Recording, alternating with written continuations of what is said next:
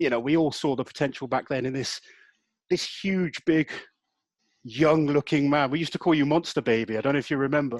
I think. Of course I remember. Of course I remember. Hi guys, welcome to Big Laws Official. Today I have an incredible guest with me, the one and only, the world's strongest man from 2018. The last 3 years in a row, he's won the Arnold Classic and the 5 times Europe's strongest man.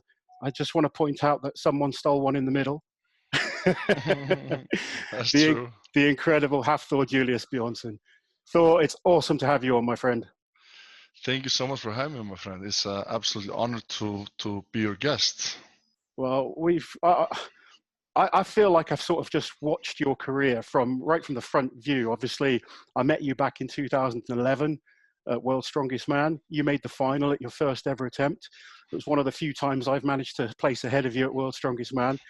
But since then, you've just gone on to be such an incredible athlete. And, we all saw the potential back then in this huge, big, young-looking man. We used to call you Monster Baby. I don't know if you remember. I think. Of course I remember. Of course I remember. And you were just you're probably even bigger back then than you are these days in terms of body weight. What? Or similar? Well, but not yeah, quite I'm a bit lighter now. I'm like 182 at the moment. Back then, I was probably close to 200 kilograms, but not a whole lot of quality muscles. I grew quite fast. I figured out early on, when I started to train, food was the key. I just ate and ate and ate, and I was just growing into my frame, and that worked for me. And then then over the years, I was able to build more quality muscles. Of course, when you build that much of a body, when you put that much of a body weight on you that fast, it happened quite fast for me. A lot of it can be fat. Yeah, because you grew rapidly quickly because you came from basketball, and I've seen pictures of you quite slim and skinny almost. Yeah, I was just a regular guy back then. So how heavy were you when you first got into Strongman? Well, my first Strongman competition was in Iceland 2009. That was a Westfjord Viking, and I was weighing roughly 145 kilograms in that competition, and that was 145 kilograms roughly. And do you remember what's the heaviest you've ever been in your career? I think I've been close to 210 at some point. I've been, but not for a long time. I mean, remember one time I put my foot on the scale and I was close to 210 kilograms. But I didn't feel comfortable at that weight, obviously. And there were a couple of times, at World's Strongest Man or the Arnolds where I weighed similar, few times, but not often, because I didn't like to stay at that weight for too long. It just made me tired all the time. Yeah. And yeah, my energy wasn't the best. I was just extremely tired all the time. Well, like you said, you've had an incredible career. I want you to take me back to what first got you into Strongman, because obviously you're from Iceland. It's a country steeped in tradition with some incredible strength athletes. You got Jean-Paul Sigmarsson, Magnus Ver, yourself, and then many other great athletes have come over and competed at World's Strongest Man. Stefan Solvi. There's loads of guys, from Iceland who've done well. Benedict Magnusson, the world record holder in powerlifting deadlift. Benedict is incredible. Yeah, Thor Bjornsson, I remember watching him in World's Strongest Man in the 90s. Yeah, there's so many. So was it watching those guys that got you into it, or was it something else? So in all honesty, I never thought that I would go into Strongman. It kind of it happened, I was obviously, fan of the guys, fan of strength, and just like, I was inspired by these guys, but my plan was never to compete at World's Strongest Man.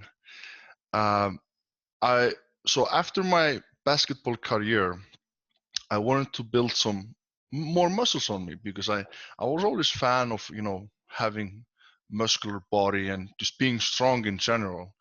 So after my basketball career, I started to lift more than the weights, and then you get to know people, and then I just decided to compete in 2009 without even knowing much about the events themselves. I kind of just like jumped in there. I haven't I didn't try much. Like the training I did before my competition was mostly just powerlifting style, bodybuilding style training. I jumped into that show. The reason why I really jumped into it, I was training in a gym that Benedikt Magnusson owned, and that was a day before Vestfjord Viking, and I was deadlifting with him, and he tells me to call Magnus and ask him if there's a spot, and I just did it. I called him. He said, sure, just show up tomorrow morning at 6 a.m. We're going to take the bus drive to Vestfjord, and we're going to compete in, I can't remember how many events, like 8 or 10, and I was just like, okay. I had no clue what I was putting myself into. I had no lifting belt, no sleeves, anything. I just brought my shoes, and I competed. And how did you do in that show? My first show, I placed fourth. Okay. It was actually it was a strong field, to be honest with you. It was some strong Icelandic guys competing. Stefán Sölvi won that show. And yeah, after that show, we became great friends and have been since. And I started to train with him, actually. Stefan's an awesome guy. He's been competing even longer than you have. And I remember, I don't know if you saw or just did a video on some of the top youngsters to ever compete at World's Strongest Man. You're on that list, of course, yourself. But people often forget about Stefan. He was only 20 when he competed in the IFSA World Championships. Yes. He's got so much knowledge, and I'm sure having someone like that to help you at the start was really beneficial. It sure was. It was great to have guys like him, and of course Magnus Magnusson as well. When I trained at Jakobol, he was always willing to give me good feedbacks as well. But I trained mostly with Stefan over the years, and that was great. I definitely learned a lot. I had great guys to learn from. Yeah, definitely. No, he was 4th at World's Strongest Man. He's done well all over the world.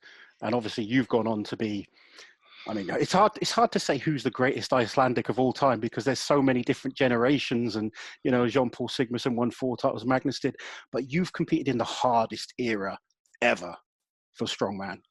And I think when you talk about like the greatest guys ever, for me, I look at guys like Zydrunas Savickas, Zydrunas, Brian Shaw, and I put yourself. You three, for me, have to be considered as the top guys of all time. You could argue maybe Mariusz Pudzianowski. He was an incredible strongman as well, and all the guys are incredible. But it's how much the sport's evolved from those guys as well, which is why maybe I'm biased because I've competed against you guys, and I like to think I'm not too bad at strongman myself. I've done well. I've got pretty strong. I had a good career. But you three, you can chuck any events at you, any time of the year, and you'll always perform well. All three of you in your prime would always perform well and be top 3 in any contest. It was extremely hard to sort of get onto the podium with you 3 guys in a show. Do you feel you're one of the greatest of all time, or is that kind of a weird thing to hear? It's a weird thing. It's weird. It's like I wouldn't say that about myself, but I totally agree with you on Zydrunas Savickas as the greatest of all time. When you think about how long the guy has been in the sport, and just the titles as well, they speaks volumes. He's won 8 times Arnold Strongman Classic. In my opinion, that's incredible. And then 4 times World Strongest Man. And he was one of those guys. I remember when I was starting competing, he used to compete every single weekend. Yeah. He was still winning all of the shows. Every single show he won. He competed more than anyone. No, I agree. One of the things with Zydrunas as well, people don't realize this because a lot of only if you really know about the sport, you kind of know that in 2005, the World's Strongest Man split into two federations. So IFSA created their own federation and had their own world championships, and Zydrunas won two of those. And the best athletes all went down that route. It was only Marius that stayed at World's Strongest Man, and then it was a load of new guys that came through, which gave plenty of guys an opportunity. But the best seasoned athletes stayed with IFSA, and Zydrunas still won two world championships with them, and then 4 World's Strongest Man titles. So he has an argument that he was a 6-time world champion. That's true. And then, like you say, the Arnolds, all the other contests, and the longevity of his career is just incredible. It is like more than 2 decades. That's pretty good. Do you think your body could handle 2 decades of strongman? I think my body could handle it. My body is actually, I'm quite proud to say that my body is healthy. Even though, I'm talking about that I wanna, possibly take it easy and just think about my health. There's nothing wrong with my health. I just want to be cautious and make sure that my health stays good. I'm 31 years old, and I'm extremely thankful for the things that I've, done over my, over the years. I'm extremely thankful for, having a healthy body. It's not a given. We put our body through extreme stuff, and you have to sometimes, take a step back and just be thankful and think, is this maybe enough? And should I just step away and have a healthy and good life where I can just take care of my family? Or am I willing to spend another 7 years and possibly ruin my knees or maybe end up in a wheelchair because I, lifted some incredible weight and I broke my knees? That's always a possibility. The things that we do, people sometimes forget that we're putting our lives and body in danger. Yeah, I totally understand that better than most. Obviously, I've just come to the point now where I've said enough is enough, and I believe I could still get back to World's Strongest Man. I could make the final. I could maybe win a British title. I could still put my body through it, but it's how much does that affect you later on in life that Exactly. I have to think about now. And obviously I've got a family, you have a new wife. I know you've got a child on the way. So things become more important than winning strongman competitions. Yeah. And I think it's very hard for people like fans that watch us to realize the stress that you put your body under every single day to be as good as you are. I mean, I've been competing in strongman now for nearly 17 years, something like that. Way longer than I should have. But I've obviously had a lot of injuries and I've come back from them. And eventually I just thought, right, now's the time to focus on something else. And it's quite funny. I'm actually really happy focusing on something else now. Once you have a new focus, because I think you're very much like most of the top guys, we're very driven on being the best we can be at whatever it is. So then when you don't have a goal, you feel quite lost. Whereas now I have a new goal and I'm quite happy. I'm just enjoying training in the gym, not as strong as I was, still reasonably strong, but I don't have that drive to compete against the likes of yourself, the likes of Kiliaskoski, Lissis. Those guys are so hungry still, and you can see it in their eyes that they want to win. And I think I'm not putting words in your mouth, but I've heard you've spoke about retirement and stuff like that. And if you feel it's the right time to do it for you, then I'm happy for you, and I think it's the right choice. The only thing I will say is, obviously, I don't want you to retire because of some of the things that have happened recently. And I think, yes, there's been a lot of speculations about, people thinking that I'm retiring, and it's kind of yes and no, because, I'm doing Icelandic Man now, 8th and 9th of August. Then, like everyone knows, I'm gonna focus only on the boxing match against Eddie, and that's gonna happen in September 2021. You know what kind of character I am. When I want to do something, when I want to succeed, I go all in, and I'm already training extremely hard for the boxing match. Plus, Icelandic Man, I'm able to do both right now because I don't have to be as strong for Icelandic men to win that show. And it's like, it's kind of just I'm enjoying the training. I'm enjoying just like lifting some strongman stuff, and just knowing that this is my last show. I'm gonna enjoy it, and then I'm gonna go and get in extremely good boxing shape. But what will happen after the boxing match? I don't know. I can't sit here and say that I will never compete again in a strongman show. Okay. Because I feel like, you're 31. You've still got I'm plenty of time. 31. I feel my body is so like good, and you never know. Maybe I will come back one day, but there's also a possibility that I might not. So I guess is it a matter of focusing on one thing at a time? Yes, I have to do that.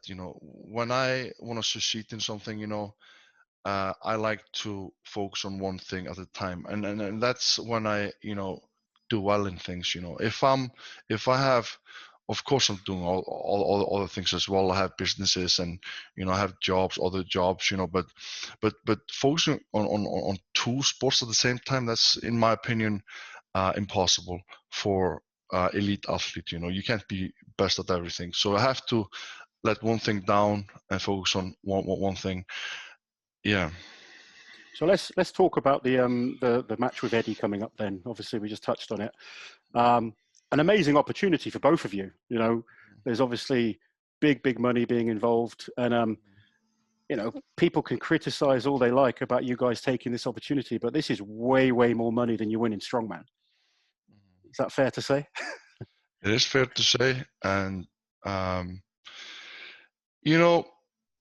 when I got this opportunity, I thought to myself, this is a great opportunity for me to be able to still train, but focus on something else. I've thought about taking a longer break from strongman, just to give my body some good recovery from all the heavy lifting.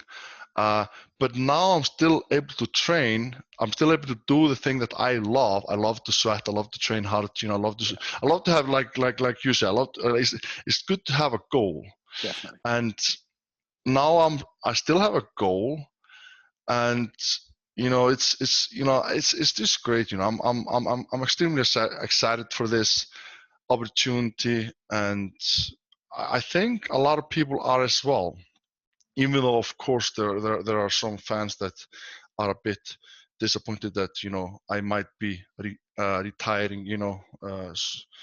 People obviously just have to wait and see what's going to happen for the future. You never know. But for now, I guess you could call it like. Would you say that, like, if you're like, I don't know what you would call it, because I'm unsure myself if I'm gonna compete again.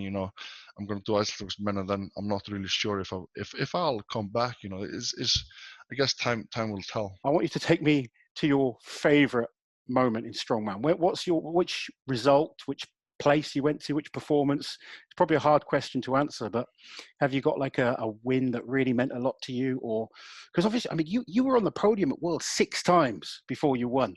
6 times, that's incredible. Were you proud of getting on the podium that many times, or was it like frustration that you still hadn't won and took that top spot?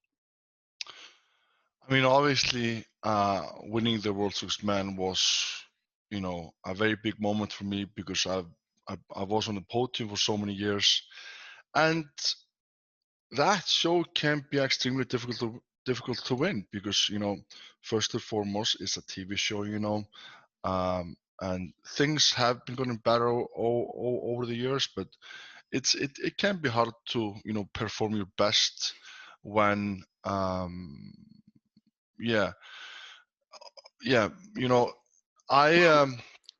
probably World Strongman 2018, because I fought for so long to win that show, and when I finally won it, it obviously was a great moment for myself and for my family as well, because I set my goal to win the World Strongman way back, and I was so many times so close. 2014, I was half a point away. Citroen won that year, and yeah, like I've been 3 times second, 4 times third, and won once. And then obviously winning the Arnold Strongman Classic was a huge moment for me, because when I started my career, a lot of people didn't. A lot of people were talking and saying that I would never win Arnold Strongman Classic because my static strength wasn't strong enough. My deadlift wasn't good enough. My overhead presses wasn't good enough. I was only good at moving events, running with farmers or sandbags or throwing stuff, or anything that I was able to move with, I was good with. But like my strength wasn't there, and that just put fire on me, and I was just Do you like it when someone says you can't do something? I love it. I love it, because then I can just prove them wrong. I absolutely love it. When people doubt you, that's the best thing. There's doubters, and then there's obviously haters. I love doubters, because they fuel you up. They inspire you to do better and to prove them wrong. Yeah, they're not necessarily bad people. They're probably pessimistic, they have their opinions. There's different. But then you have haters that literally just say mean things, and they don't mean anything good. They're just there to bash your name and just be negative. That's the thing with social media nowadays. I feel like there's a lot of hate going on, and I think COVID-19 is not helping. People being isolated, a lot of people lost their jobs, and they're just staying at home. They're angry, and they're taking their anger out of other people. And I've never seen so much negativity around ever before. Like since I started on social media, it's just like I've even on Facebook had to, I saw some bullying of a young girl, 16-year-old girl was getting bullied. Like this girl's just trying to better herself, and these grown men were, saying awful things about her. And I just think, what the hell is going on? But like you say, there's so much kind of depression around right now, people losing their jobs, people need to get back to focusing on themselves and not letting other people's lives obsess them too much, because the amount of effort you've got to go to write something negative, and I'm sure we'll get some in the comments now, but I like to try there's always going to be some negativity. That's the thing, but to those, usually the people that bring the negativity are the ones that need help themselves. They need some love and support themselves. That's the thing. They're probably going to laugh and say, I don't need any love or support. I'm good, But that's usually the case. Oh, very much so. I mean, I post up videos sometimes of my training, and I'll get some random person say, "Oh, waste of space doing that. What's the point?" Blah blah blah. It's like, I just do this for fun. I don't try and think I'm anything special. I just like lifting stuff up and putting it down. I'm not going on your page writing up about, knitting or something like that. Exactly. If you don't like something, you can easily just keep moving on and walk past. You don't have to let it affect your life. But anyway. You have an incredibly supportive family, Thor, that follow you all over the world. And the laughable thing about that is I've heard comments from people saying your family are intimidating to other athletes and stuff. Well, I can promise you, I've been in competitions with Thor, and I've never met a lovelier bunch of people in my life. Your father, your mum, your sister, all your friends. They're really lovely people. And of course, they're supporting you when you're out there, but I've never heard them boo anyone. They're always cheer for everyone that's competing. They've always been very, very nice to me. I know they're nice to all the guys. So for people to say they're intimidating kind of makes me laugh a little bit. But they are extremely, obviously, very important to you, a big part of your success. Your dad helps you tremendously, doesn't he? He does, yeah. I'm extremely thankful for my family, and for anyone to say that they are intimidating is I don't know what to say to that, because my family is the most lovable family that you can find, and they are not bullies, or they would never try to say anything to hurt anyone. We are extremely normal family, and yeah. So it's that's the thing, you know. I call it sometimes like it's jealousy, you know. I guess I'm extremely thankful for my family and friends, and I know that not a lot of people have that kind of support. And of course, you know, I would, be extremely sad if I wouldn't have that and I saw someone else have it. Yeah. So I understand if people get upset because of the support I have. And some people call my family yes men, try to put that in a negative way. To be fair, there was quoted me saying that the yes men were saying too much, but that was because I don't know if you have friends. I mean, I've got friends that know nothing about strongman, Mm-hmm. but whatever I do is amazing. Do you know what I mean? You know, Yeah. it's a difference when, say, it's like Bass or Sebastian or Stefan or someone like that knows about the sport. You listen to them. But I've got coaches. My brother, I'd listen to him. But some of my friends, they don't know anything about the sport. So they're just, I'm great all the time. No matter what it is, I'm the best. And that's kind of why I end up saying that back in 2017. But I just wanted to clear that. So you kind of, you've probably seen it. Yeah, I don't really take an insult to that. You know, you and me are friends, and you know I've come over and stayed at your house. I've trained with you before. You know how I feel about your family. So I just wanted to, because that was used without my permission, which should be pointed out. Colin did admit to it, but I just wanted to point out because I'm sure some people are going to bring it up in the comments. Yeah, probably. Your family is incredibly supportive, and your friends. You have so many loyal people to you that follow you around. But I know how much, especially your dad and your grandfather and your mum, and they really do a lot for you to help you, don't they? They do. Like my I see my dad every day, my mom every day, my sisters every day because I have my own gym in Iceland, and they work in my gym. So whenever I go there, I have my store there as well, Thor Power Apparel, where my dad and mom and my sister, they basically just work in the whole gym. So and in the store they make sure that all the orders that go through the website is being shipped to wherever it needs to be shipped. So I see them every day, and my dad even trains with me. He trains with me, and that's awesome. So I'm extremely thankful. And I even thought about it today. I just thought about I came to the gym today, and I just saw my mom there, and I was just so thankful. Like I thought to myself, wow, if I wouldn't have this gym, I wouldn't have saw my mom now. I was just so thankful that I'm able to just, like, every single day I'm able to just go to my gym and I know my parents are there. It's great, and I'm so thankful for that.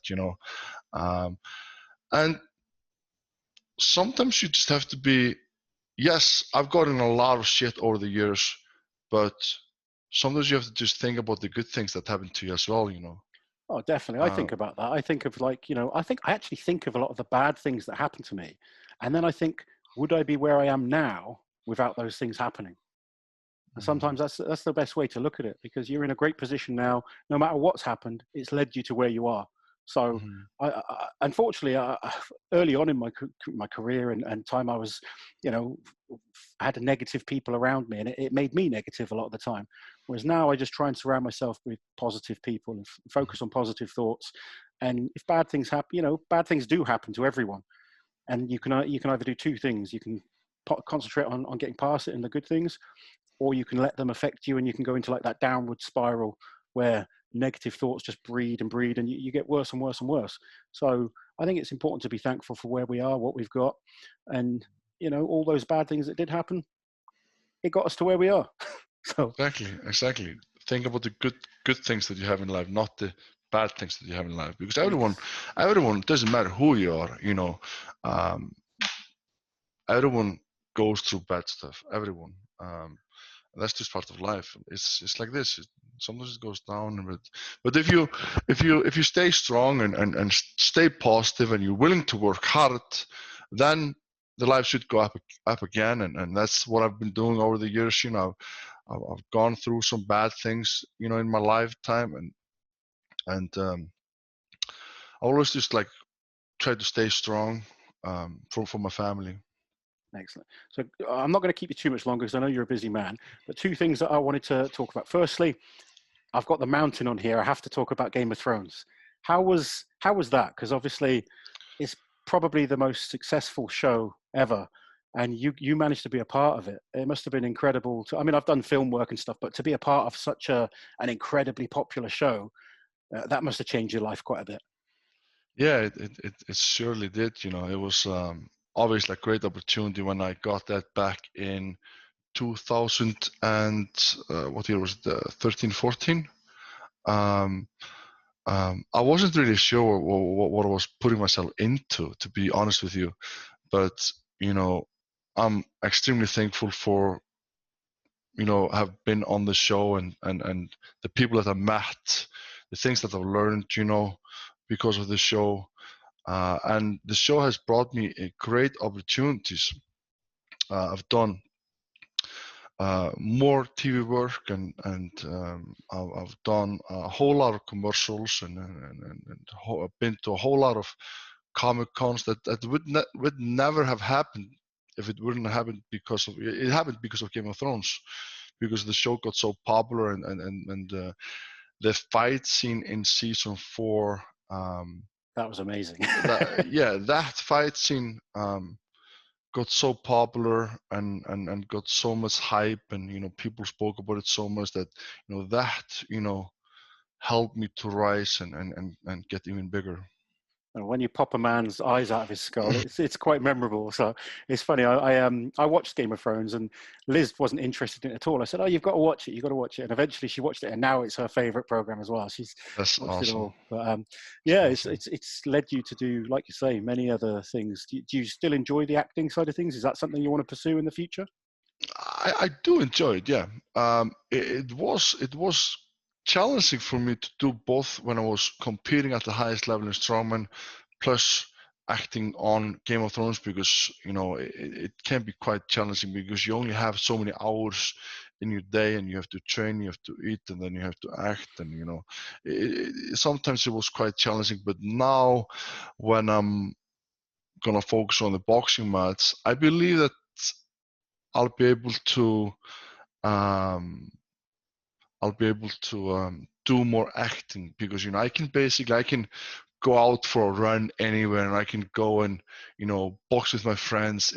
Boxing gyms are anywhere in the world, but to find a real strongman gym has always been a challenge when traveling. And I'm that type of a guy that, you know, if I travel and I'm training for a specific show, I do look for gyms, and I do drive for an extra hour or two if I need to get my session in, and that sometimes was quite tough. But you know, you just gotta do, you know, these things if you want to be the best, you know, um, because you have to think about, you know, if you're not doing them, someone else is, and he's gonna beat you.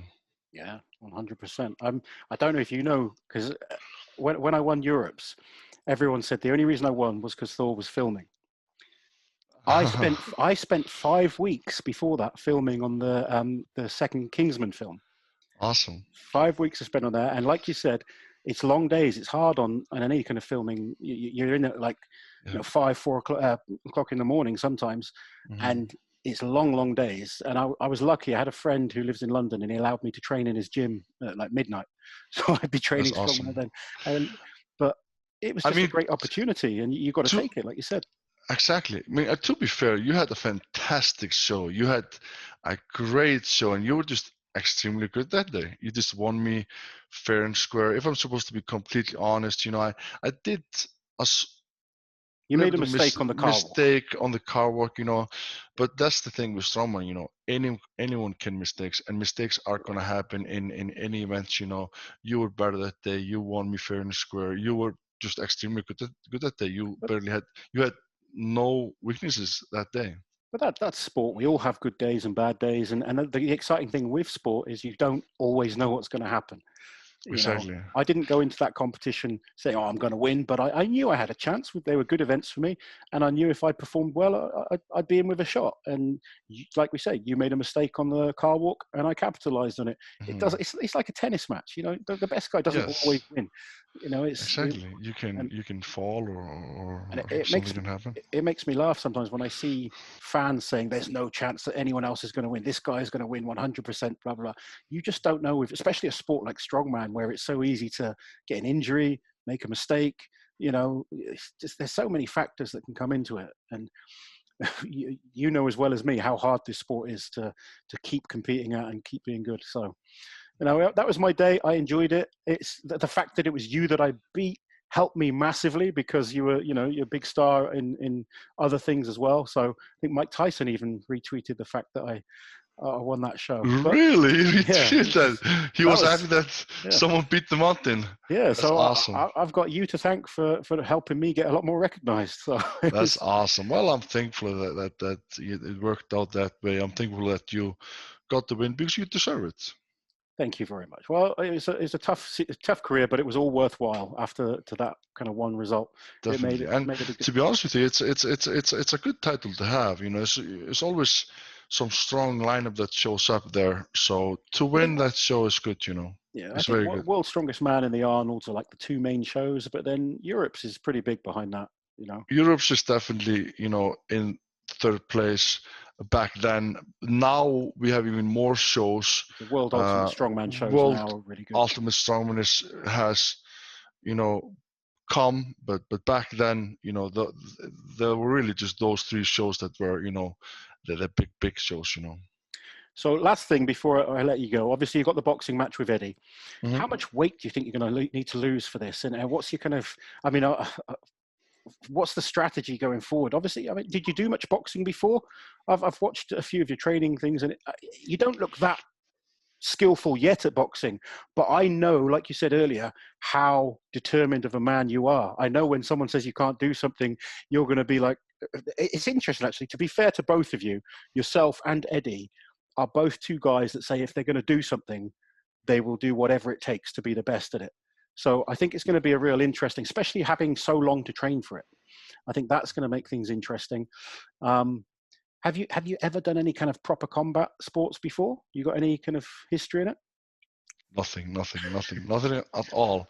Um, so it's going to be definitely very interesting, and I'm already seeing a lot of progress. I did post something up, you know, my in just like my first weeks of training boxing, but since then I've seen a lot of improvements, you know, uh, and in the beginning of the training, when I started to box, it was extremely challenging because I was obviously extremely heavy and my endurance was not good.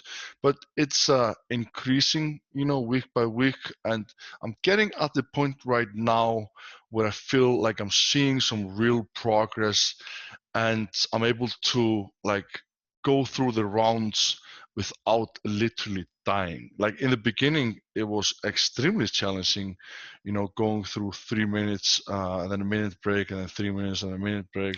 But How many rounds is the match going to be over?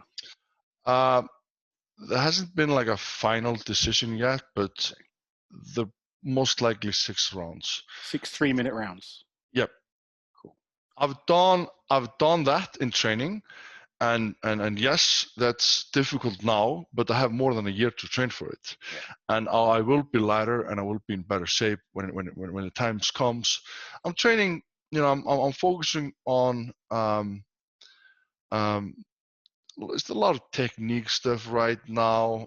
I'm trying to just get into a better shape and just learning things. You know, I'm just trying to get better every day, and it's funny, you know, you see a lot of people online commenting and saying they're gonna gas out first round.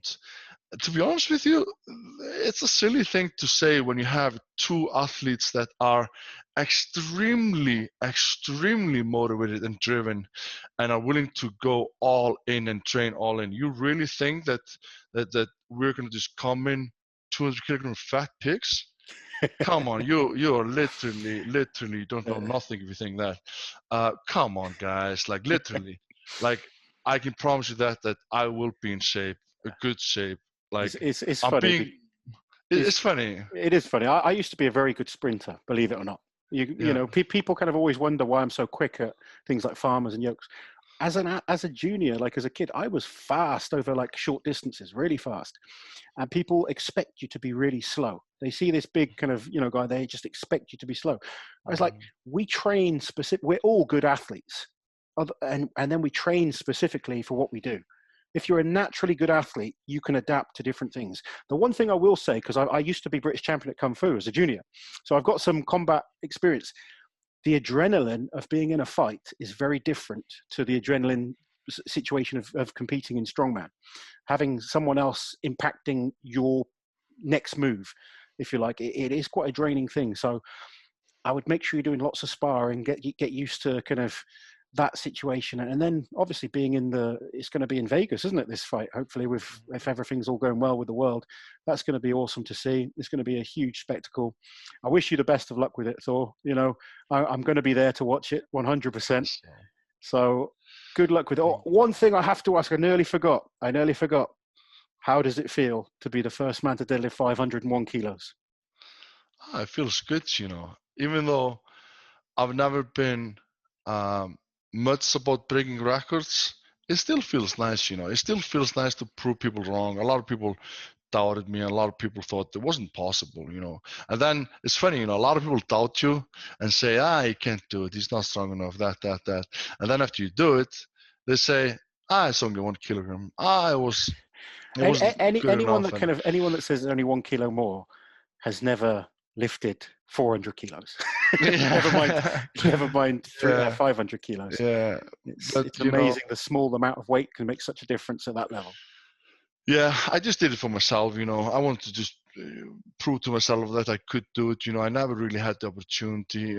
People have been saying that I've had years to do it, but really, I never focused on it. You know, I never trained specifically for the deadlift. I competed at the Arnold's where I was able to attempt 501, but there I was training for a whole show, and I was training for one of the heaviest shows in the world, and that affects your, you know, the one lift a lot.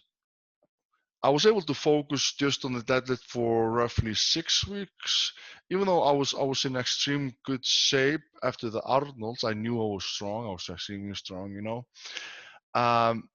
Was it 6 or 8 weeks? I can't remember. Yeah, I focused for you know, like 6 or 8 weeks for just the 501.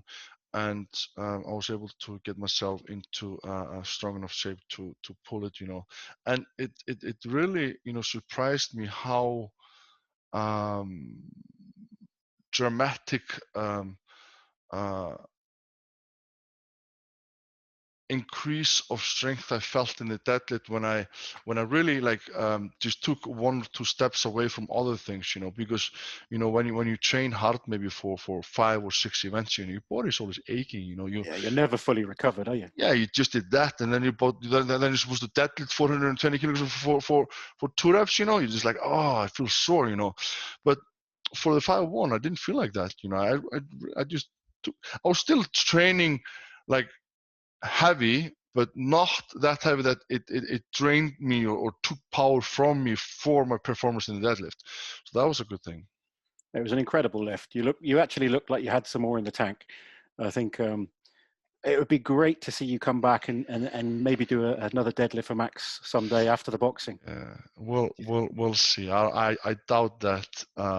I didn't feel comfortable at that weight. I didn't feel comfortable, you know, doing that. Do you think there's any other guys that could break it right now? There's a lot of talk of guys wanting to attempt it. I've seen some big training videos recently. Who do you reckon could possibly get close to it?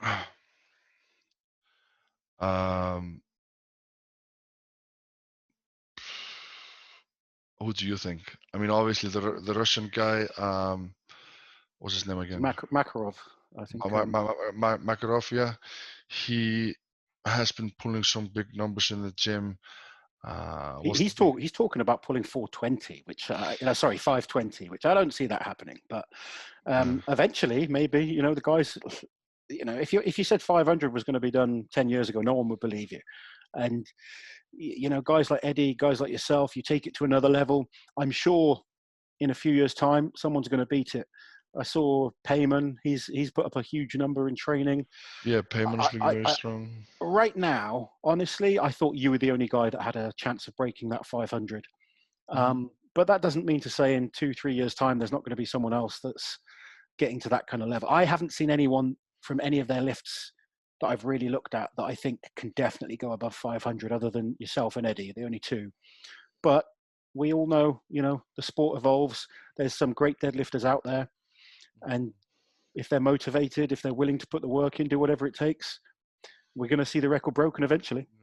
I think people want to break the records because it looks like the records are getting more attention than the titles, which I'm not really happy with, you know, because the titles are much bigger than the records, you know.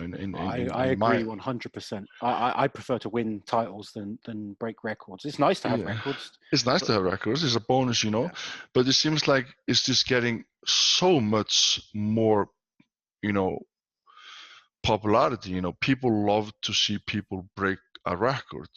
When it comes to shows, it's not as popular. Yeah, people like to watch it, but especially the deadlift, you know, people want to see that broken. Yeah, and it'll happen. But for now, it's your record. I saw the video of you asking. Was it Google who you're asking? Who's the deadlift record holder? Yes. That made me laugh. I just thought it was funny, you know. I wanted to do it, you know. I thought it was cool. Just for the people that say that, you know, it doesn't count, you know. I think in my opinion, having it weight live streamed and having Magnusson refereeing it, having it censored by World Ultimate Strongman, it doesn't get any more official than that.